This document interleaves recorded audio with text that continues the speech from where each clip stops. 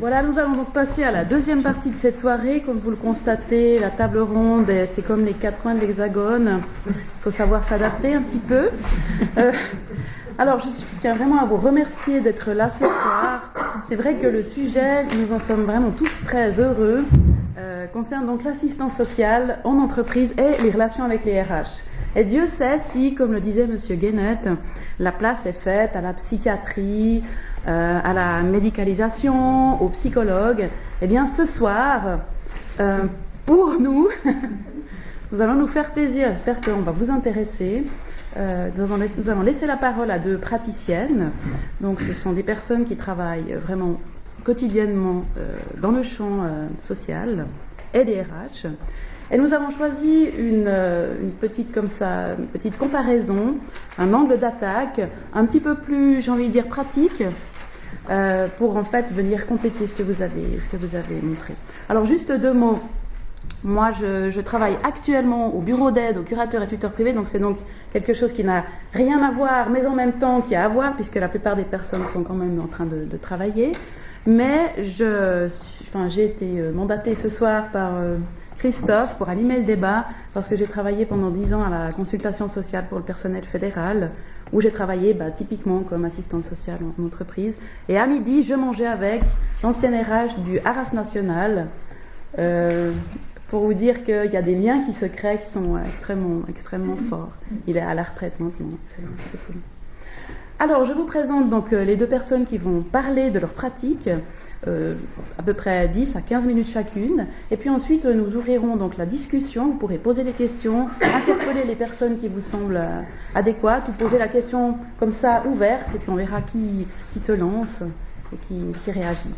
Alors, tout d'abord, Madame Rushti, et puis ensuite, Madame Corti. Donc, Madame Rushti va se présenter et va expliquer un peu les modalités de fonctionnement, avec peut-être l'accent particulier sur la pratique. Comment ça se passe, comment le client, entre guillemets, ou on dirait comment vous l'appelez, prend contact, et comment vous faites. Déjà, rien que la dénomination de qui vient et comment ça se passe, c'est intéressant. Si vous avez des questions, peut-être après, quel est le temps de parler. Et puis ensuite, Madame Corti qui nous expliquera aussi les spécificités au transport public fribourgeois. Voilà, parole à Madame Rushti. Oui, merci. Je vous en prie. Alors, je m'appelle Fabienne Rushti. Excusez. Et je suis étudiante à la HEFTS à Givisiez. Donc, j'ai terminé mon cursus cette année, en été 2012. Et je suis actuellement en train de rédiger mon bachelor. Donc, j'ai suivi ma formation en 4 ans en cours d'emploi à la COP, au service social de la COP. Voilà. Peut-être je voulais commencer par expliquer en quelques mots le fonctionnement de la COP pour un petit peu ensuite voir où je suis insérée dans le fonctionnement global. Donc la COP, tout le monde connaît, c'est le commerce de détail d'une portée nationale. C'est un milieu très hiérarchisé, donc le siège se situe à Bâle et le groupe est divisé en 5 régions de vente, dont la Suisse romande. Donc pour toutes ces régions de vente, la structure est identique avec un service social interne intégré. Voilà. Donc au niveau de l'organigramme, il y a un petit schéma ici justement qu'on a préparé. Le service social est directement lié au département des ressources humaines. Et puis, donc justement, le département des ressources humaines est lui-même subdivisé en plusieurs services, notamment le service de la formation pour tout ce qui est de l'apprentissage, le service marketing du personnel pour ce qui est des collaborateurs, et le service salaire assurance pour tout ce qui est justement, des questions de salaire et des questions assurance. J'ai cité ces 3 principaux services parce que c'est avec ces 3 services que j'ai le plus de liens au niveau des ressources humaines en fait. Vous posiez la question de comment je nomme les clients, donc tout simplement des collaborateurs. Collaborateurs, ok. Des collaborateurs. Oui. Ensuite, pour en venir à ma pratique, donc au niveau de notre service social suisse romande, nous sommes 4 assistantes sociales à temps partiel, dont un poste pour la formation, occupé par moi-même. Et puis, je gère toutes les demandes sociales qui viennent des régions de Jura et Neuchâtel.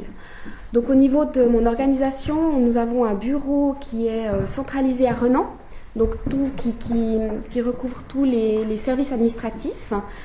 Et sinon, les magasins qui sont répartis dans toute la région, dans tous les cantons en fait. Donc je gère les demandes qui viennent des magasins et des restaurants Jura et Neuchâtel.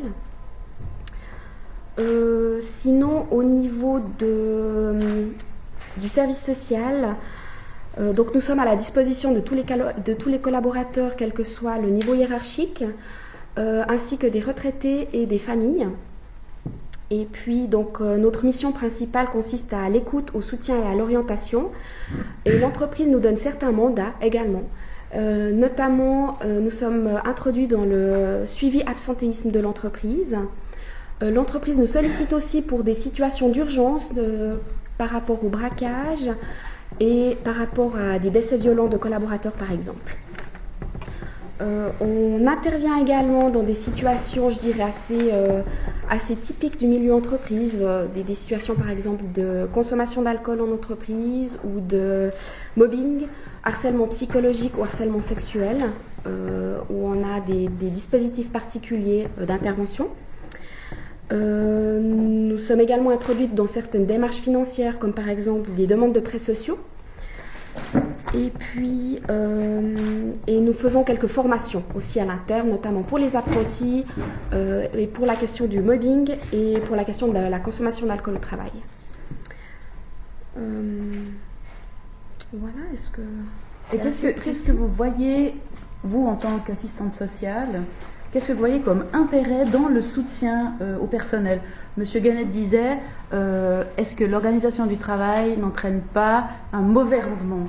Finalement, le fait d'avoir peut-être trop de ci, pas assez de ça, trop de soutien, trop de choses, est-ce que ça n'entraîne pas une difficulté ? Alors, qu'est-ce que vous voyez comme intérêt pour le collaborateur ? Je ne parle même pas du point de vue des RH déjà là, mais que pour la personne, quel intérêt y a-t-il à venir vous consulter et par exemple pas directement le RH ? Pourquoi est-ce qu'il passe plutôt par vous, sachant que c'est possible à la COP d'aller aussi voir son responsable RH ? Je pensais au cas, évidemment, de harcèlement, de mobbing, Quel intérêt ? Oui, alors on a une ligne de conduite avec 3 valeurs clés au service social, qui est justement la confidentialité, la discrétion et la gratuité. Donc, ce qui signifie au niveau gratuité que c'est un service mis à disposition des collaborateurs. Au niveau discrétion, ça signifie qu'on peut se déplacer, qu'on peut trouver un endroit à la disposition du collaborateur pour discuter. Un endroit neutre. Un endroit neutre, en dehors des magasins par exemple. Et puis la confidentialité, c'est justement une notion où la personne peut venir discuter avec nous sans forcément qu'il y ait une implication plus loin dans l'entreprise. À ce niveau-là, on informe toujours les collaborateurs qu'on a une limite au niveau éthique. Si on entend parler d'une situation extrêmement grave au niveau éthique, par exemple, je pense au harcèlement sexuel, donc là, pour nous, il y a une obligation de communiquer plus loin. Donc là, la personne est informée de ça. Sinon, c'est vraiment quelque chose qui... voilà, donc on discute avec la personne de ce qu'elle souhaite faire comme démarche ou pas dans l'entreprise. Et jusqu'à quel niveau en fait. Donc c'est peut-être un premier palier, je dirais, le service social, où la personne peut déjà amener certaines difficultés, certaines inquiétudes, pour éventuellement faire une deuxième démarche ensuite plus profonde auprès des ressources humaines, par exemple. D'accord. Et dans le couplage avec les ressources humaines, vous évoquiez avant, quand on préparait la soirée, une situation pratique qui va peut-être nous éclairer sur ce fonctionnement. Oui, tout à fait. Alors, j'ai imaginé présenter une situation pratique, justement, tirée de mon vécu professionnel, pour un peu illustrer les différents liens que j'ai avec les ressources humaines. C'est la situation d'un gérant qui m'a donc appelé peu de temps après s'être retrouvé en arrêt maladie, en m'expliquant qu'il était à l'arrêt pour épuisement professionnel. On parle également parfois de burn-out par rapport à cette problématique-là. Donc ce gérant passablement inquiet vis-à-vis de la raison de son arrêt, vis-à-vis de la durée que cela pourra prendre et vis-à-vis de son lien justement avec les ressources humaines et avec son responsable par rapport à la communication.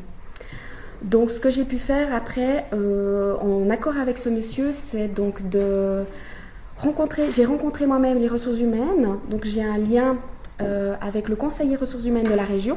D'accord. Et puis, j'ai vraiment pu amener ma plus-value, je dirais, en tant qu'assistante sociale par rapport à la relation entre les ressources humaines et le gérant vis-à-vis de la gestion de cette situation. Les avis étaient divergents, vous dites?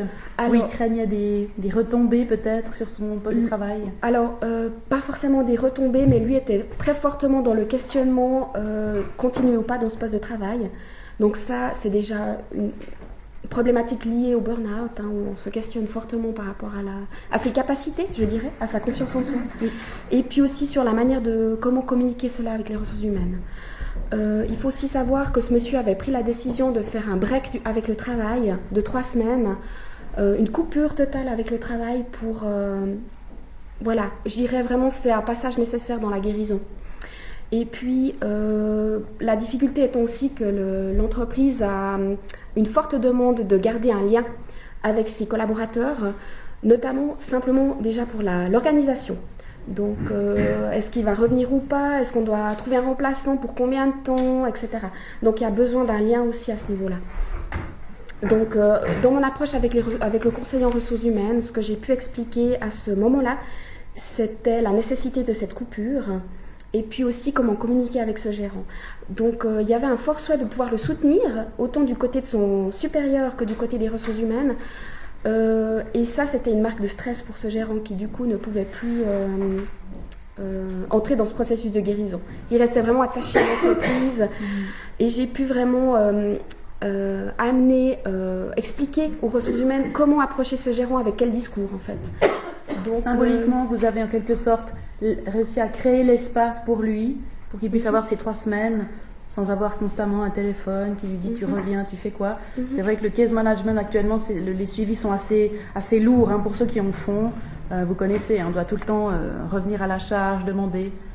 Donc vous avez pu créer l'espace pour cette personne d'avoir 3 semaines sans, entre guillemets, intrusion. Oui, déjà ça. Et puis ensuite, vis-à-vis de l'approche, de comment apporter du soutien à ce gérant dans le discours, je dirais, vraiment. Les ressources humaines pensaient avoir un discours de type on compte sur vous, revenez vite, guérissez, prenez le temps de guérir, etc. Et ça, c'était des éléments qui rajoutaient au stress et à la problématique. Donc j'ai vraiment pu expliquer d'une autre manière d'approcher ce gérant, oui, pour essayer de limiter justement le stress pour lui et puis de refaire le point après 3 semaines à ce niveau-là. Donc ça, c'est pour moi une première manière de comment apporter une plus-value. Et je dirais une seconde manière dont je vois mon rôle, c'est également par la suite une discussion avec le conseiller en ressources humaines où j'ai pu peut-être retracer le parcours du gérant avec le conseiller et pointer du doigt les facteurs de risque. Les facteurs de risque qui peuvent amener à un épuisement professionnel, pour questionner le fonctionnement en disant voilà, est-ce qu'on peut faire différemment pour un autre gérant, pour une prochaine situation, ou pour simplement protéger ce gérant à son retour. Donc au point de vue vraiment organisationnel, du quotidien, du travail au quotidien. Voilà. Oui. Alors c'est sûr que là, c'est une énorme plus-value. Il n'aurait, je pense, pas été capable de le faire tout seul. Oui, alors disons que c'était surtout d'ouvrir la discussion au niveau des RH. Ouais. Merci beaucoup. Est-ce que vous avez des questions à poser à Madame Rusty? Oui. Bonjour, Christelle Bois, service social interentreprise privé. J'aurais une question, 2 questions, une dont je me rappelle. Vous êtes 4 à temps partiel, ça représente combien de pourcents? Oui, alors je suis moi-même à 50%, j'ai 2 collègues à 60 et une collègue à 70. Alors, 120, 170, 240. C'est ça, 240%? Oui, 240. Et en termes de volume de travail, je dirais qu'on a environ 600 dossiers par année au niveau du service social. Et combien d'employés concernés? Oui, environ 6500 employés. C'est une belle... Merci.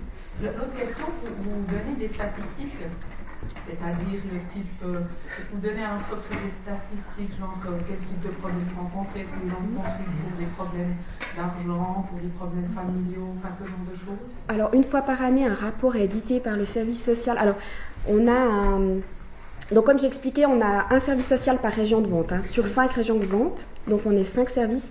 Et on se rencontre plusieurs fois par année pour vraiment établir une ligne commune. Et on a une personne coordinatrice justement des services sociaux qui édite une fois par année un rapport global sur l'action du service social au niveau national, avec quelques statistiques effectivement où on voit les demandes réparties par problématique, je dirais, entre santé, personnel, familial, professionnel, financier et juridique. Donc qui donne un petit peu une ligne. Voilà. Et peut-être, si vous souhaitez un petit peu connaître au niveau suisse romande, du fait qu'on ait introduit dans le suivi absentéisme, on a environ plus de 50% des demandes qui touchent à la santé justement.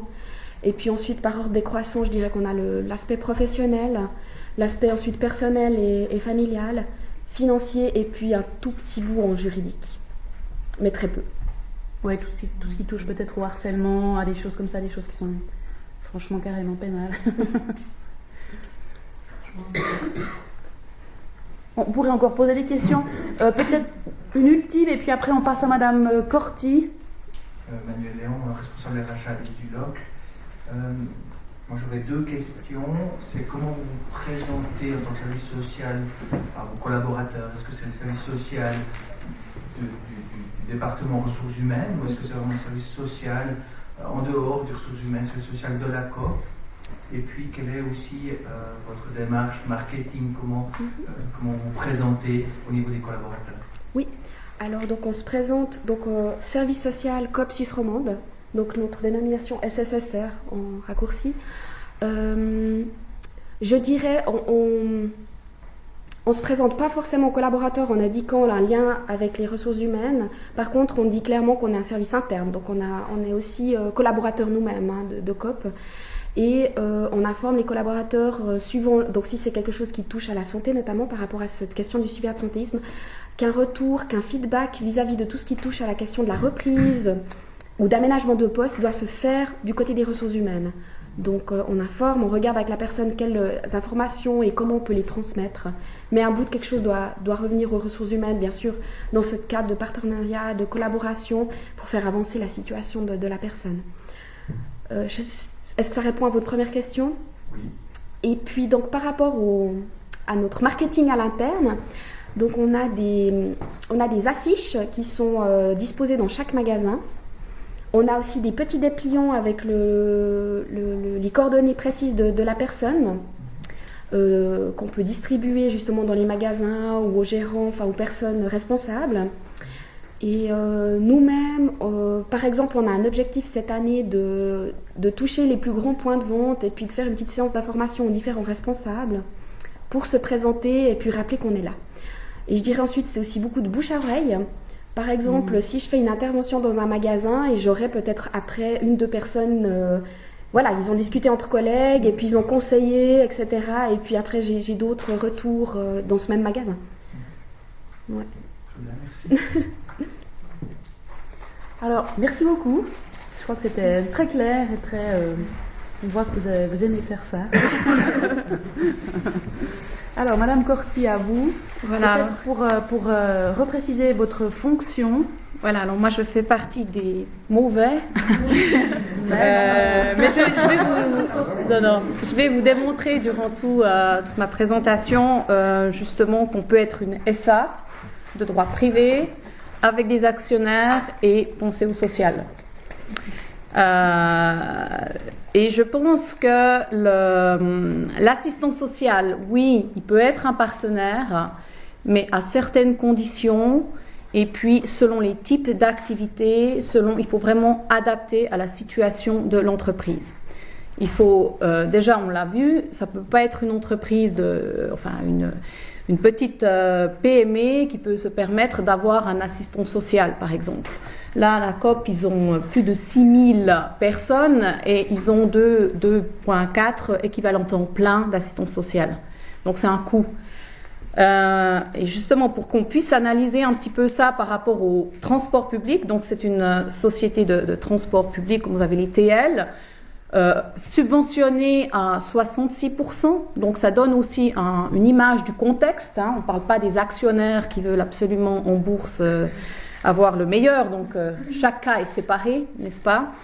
Et puis, on est une entreprise où on n'a que 734 collaborateurs. Donc aussi, si on veut comparer à la COP, on peut tout de suite imaginer un coût que peut-être l'entreprise ne peut pas se permettre d'engager un assistant social à temps complet ou même à temps partiel.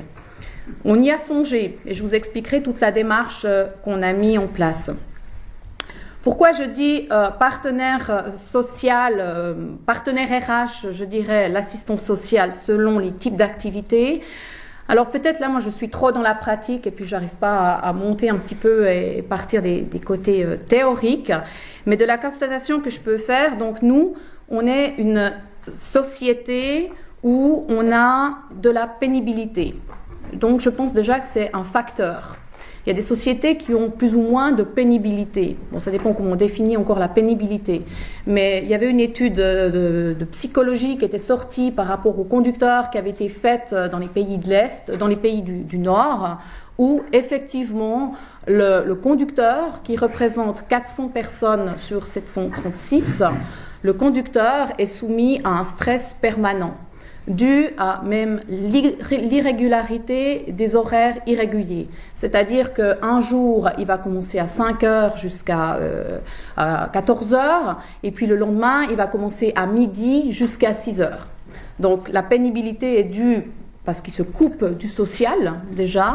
Il a des horaires irréguliers, donc après 20 ans de train de vie de cette manière-là, vous pouvez avoir des conséquences sur la santé.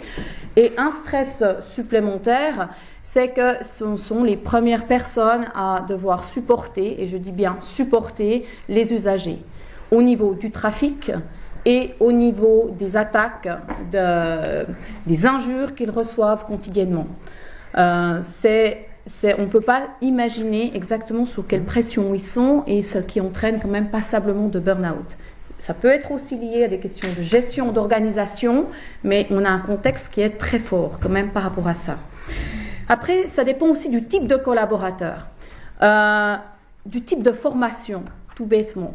Sur nos 400 collaborateurs qui sont dans l'exploitation, donc autant bien des conducteurs de bus que des conducteurs mécaniciens, les exigences pour conduire un bus, c'est un permis de conduire. Vous allez en France, c'est un CFC, c'est l'équivalent d'un CFC. Donc ça démontre quand même qu'il faut déjà avoir fait quelques années d'études théoriques ou des choses comme ça. On a des gens, je ne veux pas mettre des étiquettes bien sûr, mais c'est ce qu'on peut réaliser, qui ne comprennent plus dans le monde dans lequel ils vivent. Ils n'arrivent pas à se gérer. Je pense que si vous avez quand même des personnes qui ont fait des apprentissages ou une certaine formation, ils ont quand même peut-être une autre notion, de ce que je peux constater. Peut-être qu'en tant qu'assistante sociale, vous voyez une autre vision que j'ai. Donc, je pense que là aussi, savoir oui ou non si on engage un assistant social en tant que collaborateur interne à l'entreprise, ça va aussi dépendre donc du niveau de formation des gens. Ça va aussi dépendre du niveau, je pense, toujours dans ce sens de compréhension du monde dans lequel ils vivent. Ça va dépendre aussi du niveau, je dirais, de la nationalité. Vous prenez les HUG à Genève, les hôpitaux cantonaux, par exemple, je discutais avec le responsable RH, ils sont séparés en plusieurs volets, d'une personne qui s'occupe de tous les nettoyeurs, d'une personne qui s'occupe de toutes les personnes qui font la laundry, enfin la lingerie. Ils ont à peu près une vingtaine de nationalités différentes. Le français n'est presque plus compris. Donc aussi pour ces gens-là, ils arrivent en Suisse, ils sont peut-être pas vraiment intégrés, il y a plus de difficultés, d'où peut-être le besoin d'avoir quelqu'un, un répondant qui peut s'occuper des mandats d'un assistant social. Donc je pense que pour moi, en fait, de ma constatation de la vie pratique au TPF, ça dépend vraiment de certaines circonstances dans l'entreprise. On ne pourrait pas mettre en place un modèle théorique en disant qu'à partir d'un certain niveau de collaborateurs, à partir d'un certain niveau, selon les fonctions exercées, selon les responsabilités, oui, paf, il faut mettre un assistant social. Je pense qu'il faut vraiment analyser cas par cas. L'assistant social ou l'écoute sociale doit répondre aux besoins de l'entreprise. Et ça, je pense que c'est le rôle. Alors, il y a bien sûr, si on prend des approches systémiques ou tout ce qu'on veut, c'est vrai que c'est au niveau de la direction de savoir, soit avec le rôle stratégique ou pas des RH, de savoir si, oui, on a une connotation sociale ou pas. Au TPF, on l'a. On a cette connotation sociale, pourquoi? Parce qu'on se dit qu'on a une société où on a une subvention à 66%, on ne peut pas se permettre de ne pas être social. C'est les deniers publics, donc on a aussi cette responsabilité sociale de, si jamais on a un employé qui après 25 ans d'avoir conduit son bus n'en peut plus, tombe en burn-out, de s'en occuper. Donc on a mis en place toute une structure par rapport à ça. Il faut aussi savoir, pour replacer dans le contexte, quand on a mis cette structure en place. Je vais vous parler de la structure qu'on a mis en place il y a 2 ans, qui se prénomme Écoute sociale. Cette structure va être en force, en vigueur, jusqu'à la fin décembre 2012. Après, on aura, je n'ai pas reconnu la personne, mais on fera partie du service social interentreprise du canton de Fribourg. Et je vais vous expliquer pourquoi on a fait cette expérience de l'écoute sociale, où on en est venu à l'écoute sociale, le mandat, les liens organisationnels dans la hiérarchie de l'entreprise, avec quelques exemples pratiques, et pourquoi on change de cap, si je dirais, et on va vers un service social interentreprise. Au préalable, il faut aussi bien penser, c'est très typique et c'est pas typique du paysage suisse des entreprises. On a un taux de syndicalisation qui est fortement élevé dans le domaine des transports publics. Je crois que c'est lié à la pénibilité du travail. Chez nous, la moyenne suisse dans les entreprises de transport est de 33%. La moyenne suisse du taux de syndicalisation, je ne le sais pas par cœur, mais c'est dans les 10%, 11%, je pense. Et le poids des syndicats, si on compare à la France, n'est pas autant importante en Suisse. Nous, en plus, on a, par rapport à la moyenne suisse dans les entreprises de transport, on a un taux de 48%. Donc, je peux vous dire, par rapport aux partenaires sociaux, d'ailleurs, on est en train de finaliser une CCT. Quand on parle de partenariat social, je passe à peu près, je pense, 4 journées par mois avec des représentants syndicaux dans mon bureau. Ce que vous voulez dire, c'est que vous avez des représentants, qui défendent les droits, ou disons, qui parlent des difficultés du travail quotidien en dehors d'un service social. Voilà, alors ça c'est propre à l'organisation. Oui, ça c'est propre à l'organisation syndicale, c'est qu'on a des représentants, on a 2 syndicats, 2 associations syndicales, c'est les plus grands dans les transports, c'est le SEV et Transfert. Chaque association syndicale a un secrétaire syndical qui est payé par le syndicat et qui chapeaute des représentants du personnel qui sont organisés en fonction des domaines d'activité dans notre entreprise, c'est-à-dire qu'on a du fer, donc du transport par voie de chemin de fer, on a du transport urbain, comme vous savez, les transports en ville, et on a du transport régional. Donc chaque section, en fait, chaque domaine a à l'intérieur du syndicat un représentant. Donc nous, personnellement, au niveau responsable RH et direction, on négocie avec les secrétaires syndicaux qui viennent chaque fois avec les différents représentants des différents domaines de notre entreprise. Okay. Et puis alors, votre système écoute sociale avec les collaborateurs, comment ça se couple? Enfin, comment je pourrais dire? Ouais, alors voilà. Comment ça cohabite tout ça? Parce que ça veut dire que c'est quand même très riche. Alors, on a engagé, c'est un consultant. Pourquoi on a engagé un consultant? Donc, ce n'est pas un collaborateur interne. Nous, notre importance, c'était la confidentialité. On ne voulait pas qu'il ait un bureau chez nous, qu'on le voit rentrer et qu'on le voit sortir de notre bureau. C'était trop cher pour une entreprise de 736 personnes de louer un studio en ville. Ce n'était pas possible. Donc, on a pris un consultant. Après, Ça veut dire que pratiquement les gens l'appellent et vont chez lui. La seule chose qu'il y a, c'est que chacun a accès à sa carte où il y a un numéro de téléphone. Donc, aussi, moi, si jamais chaque conseiller a sa carte et ils peuvent l'appeler. Nous, quand on rencontre aussi une situation difficile, telle que par exemple quelqu'un qui vient de commencer, qui a une sclérose en plaques et puis qu'on essaie de suivre, le collaborateur, le conseiller RH la suit, on ne met pas la personne à l'écart, mais par exemple si on voit que cette personne a besoin de parler, elle lui propose, la conseillère RH lui propose ce numéro de téléphone, pardon. On avertit l'écouteur social qui, lui, prendra contact avec cette personne. Maintenant, pourquoi donc un consultant? Parce que c'est de la confidentialité, c'est de la discrétion. On est aussi une entreprise décentralisée. On a un siège social à Fribourg, mais on a des entités, un garage, 2 garages à Bulle, un garage à Châtel-Saint-Denis, à Estavayer. Donc cette personne va au temps de pause ou des coups à 5 heures le matin quand les collaborateurs prennent leur service et puis va boire un café avec eux. C'est son bureau, c'est les cafétérias.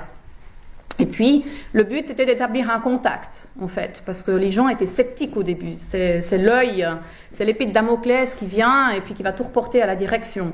Donc, il a établi ce contact. De façon informelle. De façon informelle. Maintenant, le processus à l'interne. Cette personne, tout le monde sait que cette personne me voit 1 fois par mois. Ça, c'est clair, c'est marqué clairement dans mon agenda. Tout le monde peut voir que c'est Monsieur X qui vient me voir. Le but, lui, mais cette personne est un écouteur social connu à Fribourg, donc il a toute une, je dirais, des règles de déontologie où si la personne qui va rencontrer, qui va lui livrer quelque chose, le dit « je ne veux pas que ça soit dit plus haut », il va en parler d'une manière globale. Il ne va jamais citer un nom, il ne va jamais rien me dire. Si la personne veut, parce que c'est justement un problème de mobbing, un problème d'abus, ou il y a un problème de mauvais traitement, ou quoi que ce soit, la personne, il m'en parle en premier avec son accord, et après on essaie de faire une séance ensemble et de voir ce qu'on peut faire. Et comment, avec votre background juridique, de juriste, comment vous arrivez à concilier? Parce que là, typiquement, le mobbing, en Suisse, c'est pas un acte qui est défini tel quel dans le CP. Le code pénal, oui. Et comment vous allez amener, parce que je vois tout l'intérêt d'avoir quelqu'un qui a une formation juridique, comment vous allez amener la discussion avec l'écouteur social et la personne? Bon, ça dépend des compétences que vous avez personnellement. Je veux dire, moi, on va essayer de trouver une solution. On va essayer déjà, moi, au niveau des faits, il y a pas de définition juridique, mais il y a le SECO qui a mis quand même en place des principes qui sont quand même assez clairs et qui ont été reconnus quand même par les tribunaux. Absolument. Donc, voilà. Donc, nous, ce qu'on va faire, on va lui demander s'il y a, par exemple, il n'y a pas eu de cas précis chez nous, mais si je vais lui donner la liste du SECO, je vais lui demander qu'il regarde, qu'il réfléchisse, et qu'il revienne et qu'il en reparle, où on va analyser les faits. Et puis, on ne va pas encore en parler forcément avec son responsable tout de suite, avant que ça soit vraiment établi. Et après, on en parle avec son responsable. Ce qui est intéressant dans cette structure, je vous montre juste la structure, ce n'est pas en fait le département RH, mais là, on a donc l'écoute sociale. Ce qui est connu et publié, et connu de tous les collaborateurs, c'est qu'il y a ce lien. Ce qui est connu de tous les collaborateurs, c'est que moi, je reporte de manière toujours générale à la direction aussi. Et puis, avec l'accord des collaborateurs, il peut y avoir des actions prises à titre personnel, aussi au niveau de la direction ou par son conseiller RH. Là, par exemple, pour nous, c'est un outil et c'est un petit peu ce qui était très important pour nous, c'est que ça nous permet de prendre la température au sein de l'entreprise. C'est-à-dire que, par exemple, moi, je l'ai vu cet après-midi, de manière globale, il m'a dit que j'ai été dans les ateliers X, il y avait une super ambiance, on voit qu'il y a un bon management. La personne, les gens viennent vers moi, ils sont ouverts. Le chef ne va pas venir voir ce que je parle avec les différents collaborateurs. Je suis allée dans un autre atelier, vraiment, je pense qu'il faut intervenir, il y a un problème d'alcool. Voilà, et puis il me décrit l'ambiance.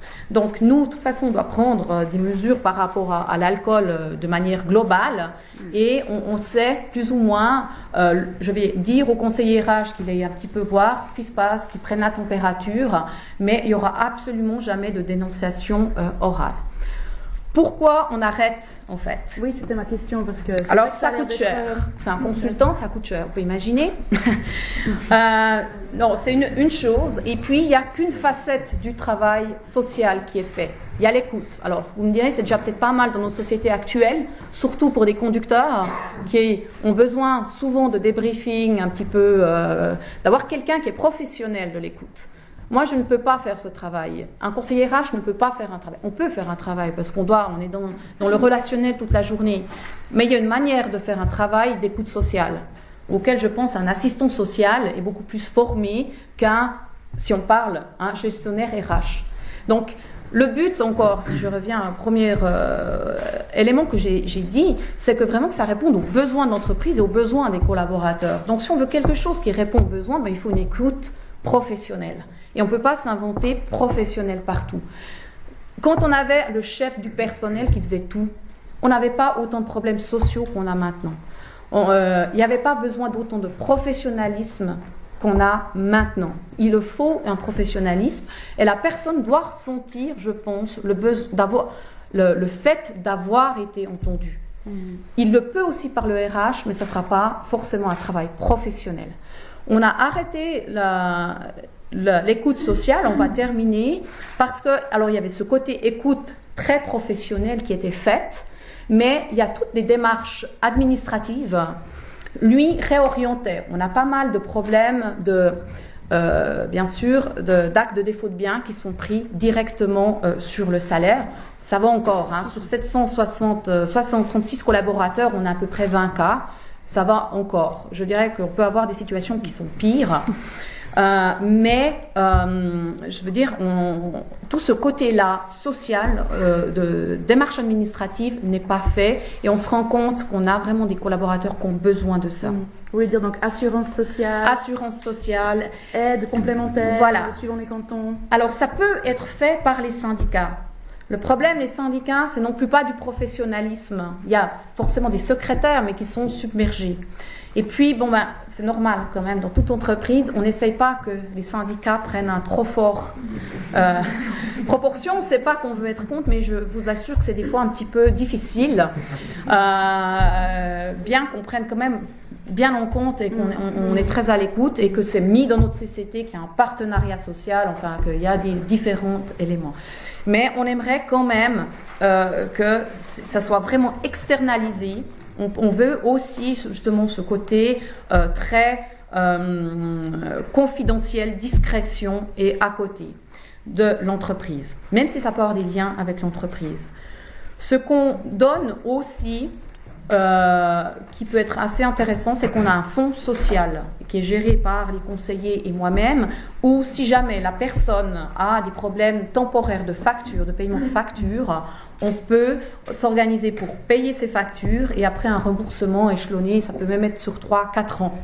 Donc on a d'un coup des familles où, parce que c'est comme des petits salaires, ou qui ont une facture de dentiste imprévue, où il y a 600 francs à payer, et puis dans un mois, ça ne peut pas fonctionner. Donc ils viennent chez nous, on paye nous la facture, on ne va jamais donner l'argent, on paye la facture et on s'organise avec lui en regardant comment lui nous dit comment il pourrait rembourser. Et on fait un accord. On a aussi une structure juridique, c'est-à-dire qu'on va mettre en place maintenant une assistance juridique pour nos conducteurs payés par l'entreprise.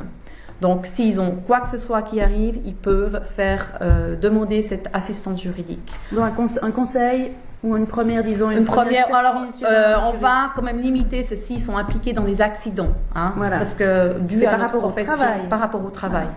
Ce qui n'était pas le cas avant, en fait. On met aussi en place toute une mesure dès l'année prochaine de prévention de la santé au travail. Donc, et ça, on traitera de cette manière-là tout ce qui est alcool et dépendance d'alcool. C'est-à-dire qu'on part un institut de spécialistes du droit de la santé au travail avec des médecins et autant bien aussi assistants sociaux. Ils passeront dans l'entreprise pour faire par exemple des analyses des prises de sang et pour si jamais traiter certaines demandes spécifiques de dépendance. Alors là on est plus dans la branche contrôle. Voilà. Prise en charge un petit peu plus. Oui, mais bon. Mais on comprend bien. Alors il faut voir le contexte. La chose, hein, bien sûr. Dans le contrôle, c'est-à-dire un conducteur, s'il se fait prendre avec l'alcool, c'est résiliation immédiate. Donc il vaut mieux, et c'est plus social pour lui, qu'on mette en place une structure de gestion de la dépendance qui ne trouve plus du travail, parce que résiliation immédiate, il faut pouvoir trouver du travail après. Ah, oui. Ça se sait, dans les entreprises de transport, on se sait, ça se sait. On va mettre aussi en place le chaperon rouge, dès l'année prochaine, dans le canton de Fribourg. Pour le chaperon rouge, c'est donc pour toute personne qui, tout d'un coup, son enfant est malade, puisse faire appel à une aide qui vient pendant les 3 premiers jours jusqu'à qu'il y ait des solutions qui sont trouvées. Donc voilà, ça fait partie de la stratégie de notre entreprise d'être sociale, et c'est ces mesures avec la direction et notre comité d'exécution qu'on met en place au sein de notre entreprise. D'accord. Merci beaucoup. Est-ce que vous avez des questions spécifiques pour Madame Corti dans ce cadre-là qu'on comprend bien en mouvance, puisqu'en janvier, vous allez en quelque sorte refondre et penser autrement. Voilà, est-ce que vous avez des questions? Oui. Les collaborateurs, comment est-ce qu'eux, ils ont perçu cette écoute sociale? Vous avez dit ça fait 2 ans, hein? Oui, ça fait 2 ans. Et ils disent quelque chose? Alors, c'est ça, et c'est tout le problème. Si je me prends maintenant un step back, un pas en arrière, c'est tout le problème de la GRH, où justement la GRH, on le voit d'un côté abstrait, il faut des indicateurs, il faut voir si la mesure qui a été mise en place, blablabla. Assurer le social et voir si le social, entre guillemets, je parle social, pas péjoratif, mais les démarches qu'on essaie de mettre en place répondent à des besoins, on n'a pas d'indicateur. On a une diminution des absences quand même. Chez nous, on a des absences, ce qu'on appelle dites maladies bagatelles, c'est jusqu'à 4 jours sans certificat, c'est jusqu'à 3 jours sans certificat. À ce niveau-là, on a une réduction. Alors, depuis les 2 ans, depuis le Depuis, démarrage. je dirais vraiment depuis janvier, parce qu'il a fallu que ça soit connu. Oui. Il fallait que la personne se fasse accepter, qu'il y ait un lien de confiance qui s'établisse. Parce qu'on a aussi eu un changement de direction où on était dans une structure très paternaliste avec un directeur qui avait quand même pas mal de poignes et qui était assez particulier dans son comportement. Donc il y a eu quand même pas mal de modifications à ce niveau-là. Et maintenant, il y a une confiance qui s'établit. Et donc, effectivement, on pourrait voir peut-être un lien, mais dans le droit, on parle de causalité adéquate. Je ne le vois pas forcément. Ça peut être un des éléments, mais ça n'est pas tous les éléments. En revanche, les gens sont contents. Je crois que les personnes, les collaborateurs qui sont venus avec l'écoute sociale, parce que j'ai eu encore dernièrement quelqu'un qui est venu, j'ai pu lui répondre sur certaines choses et il était content, il était satisfait. Je crois que vraiment les gens se sentent beaucoup plus... Déjà, ils sont plus un collaborateur avec un uniforme derrière son bus. Ils sont quelqu'un. Ils peuvent être entendus, c'est remonter l'information. Donc ça change tout dans l'entreprise en fait. Si la personne on a une identité derrière cette personne, il se sent important. Et je crois que pour eux, il y a vraiment, je crois que ça a amené passablement de choses. Et du côté de l'entreprise aussi, ça nous a permis de prendre la température. On a, depuis l'année passée, un changement de direction avec toute une organisation qui se change au niveau, on parle justement d'un très hiérarchisé à une structure plutôt gestion de projet matricielle. Donc, c'est un tumulte incroyable et pour les gens aussi.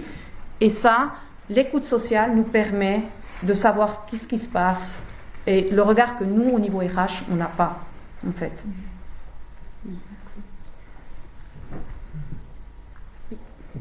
Richard Kerr, à la Haute École Fribourgeoise de Travail Social. Oui.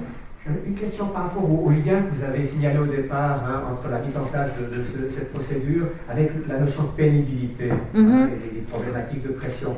Est-ce que vous avez l'impression progressivement avec le temps que ça permet, ce que vous avez mis en place, de gérer la pénibilité, ou est-ce qu'il y a quand même des effets progressivement pour essayer de la diminuer, d'essayer d'éviter, d'anticiper ces problématiques de pénibilité ou de pression Alors, c'est encore très difficile pour moi de faire un lien direct par rapport à la pénibilité. La pénibilité là, du conducteur de bus, bon, elle est liée vraiment au contexte.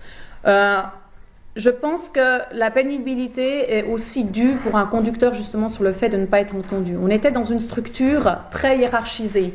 Donc, eux, ils faisaient référence à leur chef. Puis bon, ça dépend qui vous avez comme chef, oui ou non, on va parler plus haut. Puis après, on va encore parler plus haut. Donc, il n'y avait jamais un contact direct entre la direction et le conducteur. Ou en tout cas, il fallait faire un sacré effort, puisqu'il fallait chaque fois répéter l'histoire voilà. et faire tout un... Et ça dépendait quand même de la structure hiérarchique, si ça fonctionne bien. Et il y a des structures hiérarchiques qui fonctionnent bien, mais il y a des structures qui ne fonctionnent pas bien du tout, parce que ça dépend des personnes qui sont au poste.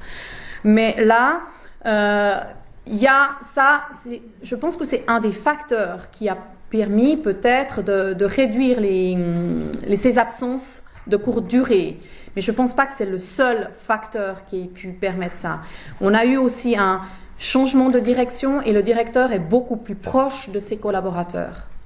Mais on arrive dans le même, je dirais, dans le même symptôme, c'est être pris en considération. Ce côté relationnel, que ce soit l'écoute sociale ou que ce soit la direction, les gens ont besoin d'être entendus.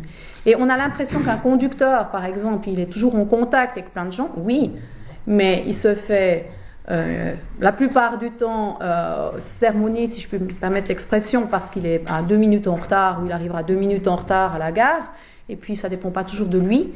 Donc c'est un contact qui est assez particulier. Et je pense que cette pénibilité, il y a le fait d'être entendu qui peut la réduire. On est en train de prendre des mesures de réorganisation. Au niveau de la ville de Fribourg, vous connaissez bien, il y a des bouchons à n'en plus finir. Donc, il y a aussi des... Ça crée aussi énormément de pénibilité, de stress pour le conducteur, parce qu'il sait qu'il doit être à tel et tel point à l'heure, et puis voilà l'horloge qui tourne, les gens qui se plaignent parce qu'ils vont louper leur correspondance, et lui, il ne peut rien faire. Oui. J'ai une question, là, vous avez parlé vous avez fait le lien entre des situations individuelles, de tensions individuelles et des réorganisations structurelles.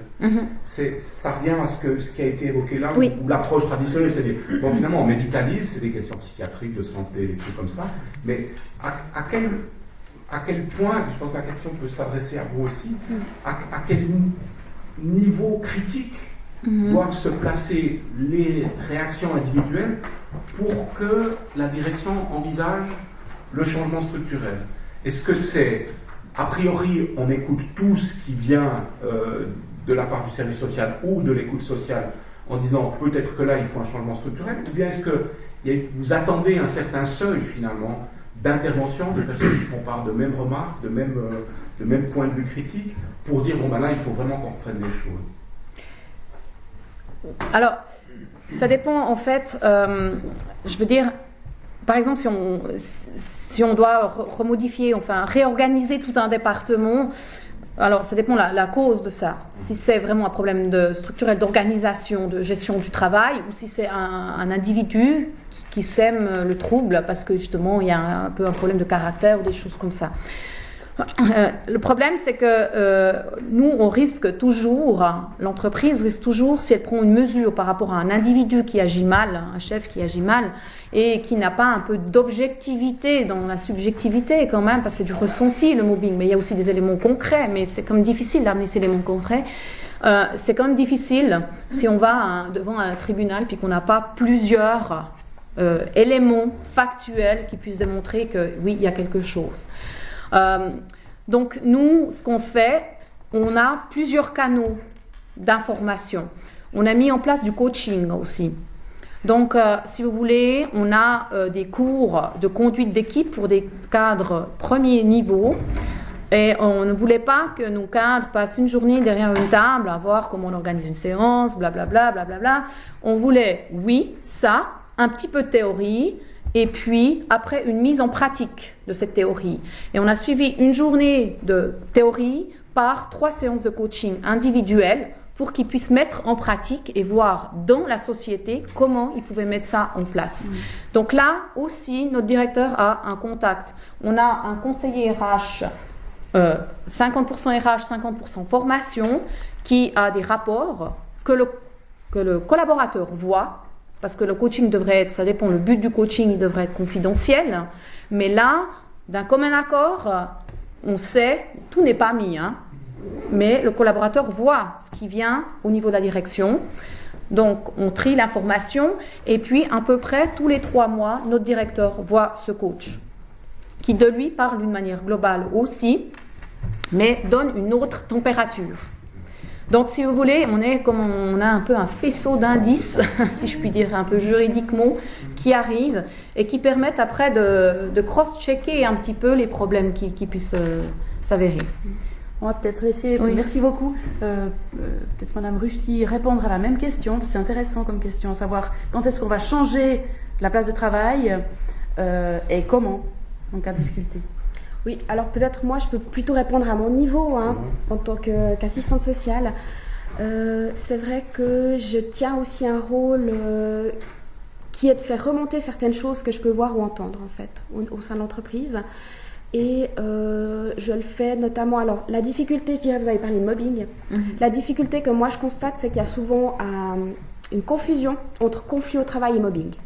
Donc souvent les gens viennent vers nous en nous disant je suis victime de mobbing, etc. Donc il s'agit déjà premièrement d'expliquer, de chercher à comprendre, de voir s'agit-il d'un conflit, s'agit-il de mobbing, qu'est-ce qui se passe dans cette situation. Et donc là, suivant comment on peut le traiter de façon individuelle, je dirais.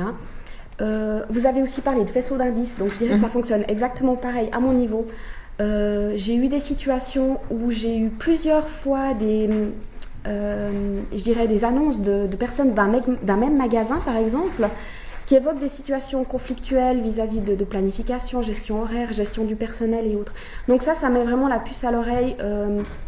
Et il se passe quelque chose au niveau management, il faut aller voir. Et donc c'est là que j'interviens aussi avec des ressources humaines. Je dirais une autre difficulté que je rencontre à mon niveau, c'est que souvent les personnes qui s'adressent à moi, on reçoit un blocage à aller plus haut en fait.